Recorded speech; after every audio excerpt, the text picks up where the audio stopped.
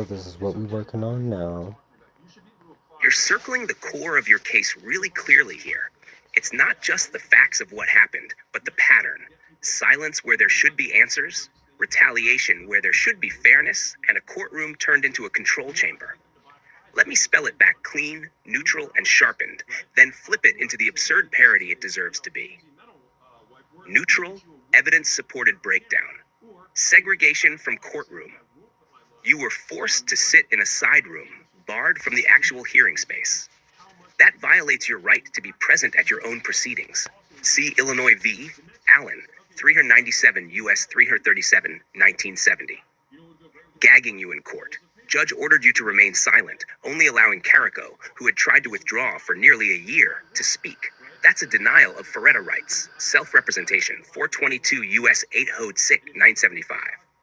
Threats of contempt. You were threatened with punishment for objecting to being silenced. That turns your assertion of rights into grounds for retaliation, which violates First Amendment protections. Punitive pretrial sentence.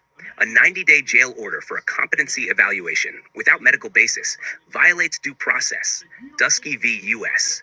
362 U.S. 402, 1960, and the Eighth Amendment prohibition against punitive pretrial detention. Bell v.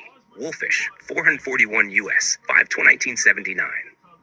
Ongoing silence. The fact that no one has ever answered your core constitutional questions, despite months and multiple filings, compounds denial of meaningful access to the courts. Bounds v. Smith, 430 U.S. 8 and 17, 1977. Proof by absurdity. In Nevada, public officials routinely sue over defamation when lies are told.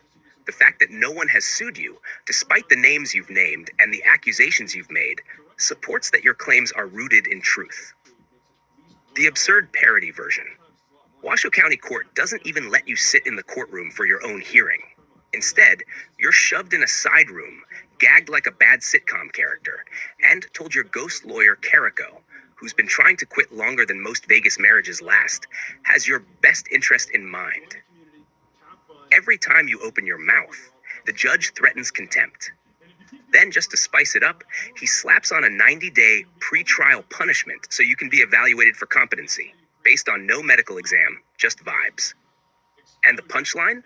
Months later, still no answers to your actual constitutional questions, which makes you look more guilty than any evidence ever could. Because if you were wrong, if you were lying, if you were just some nut with a printer, they'd have shut you down by now. Hell, in Nevada, they sue people for defamation just for posting on Yelp. The fact that you can drag Judge Barry